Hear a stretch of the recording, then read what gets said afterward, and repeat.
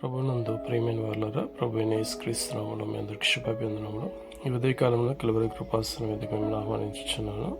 మొదటి సమూయేలు గ్రంథం 17వ అధ్యాయము 46 నుంచి 54 వచనం చూసుకున్నప్పుడు, దావీదు ఆ ఫిలిష్తీయునితో, ఈ దినమున యెహోవా నిన్ను నా చేతికి అప్పగించును, నేను నిన్ను చంపి నీ తల తెగవేతును, ఇశ్రాయేలులో దేవుడు ఉన్నాడని లోక నివాసులందరూ తెలుసుకున్నట్లు నేను ఈ దినమున ఫిలిష్తీయుల యొక్క కళేబరములను ఆకాశ పక్షులకు భూమృగములకు ఎత్తును అని చెప్పినప్పుడు, యెహోవా కత్తి చేతను ఇటు చేతను రక్షించేవాడు కాడని ఈ దండు వారందరూ తెలుసుకుందరు. యుద్ధం యెహోవాదే, ఆయన మిమ్మల్ని మా చేతికి అప్పగించునని చెప్పాను. ఆ విధంగా ఆ ఫిలిష్తీయుడు దావీదు మీదకి వచ్చినప్పుడు, దావీదు పరిగెత్తుకుని పోయి సంచిలో నుంచి ఒక రాయిని తీసి ఒడిసెల్లో పెట్టి పొడిగా కొట్టినప్పుడు ఆ ఫిలిష్తీయుని ఎదుట అది చచ్చినట్టుగా చూస్తున్నప్పుడు, ఆ ఫిలిష్తీయుడు పడినప్పుడు పరిగెత్తుకుని వెళ్ళి అతని మీద నించుని అతని ఈటెను వరదూసి తల నరికి వేసినట్లుగా చూస్తున్నాం.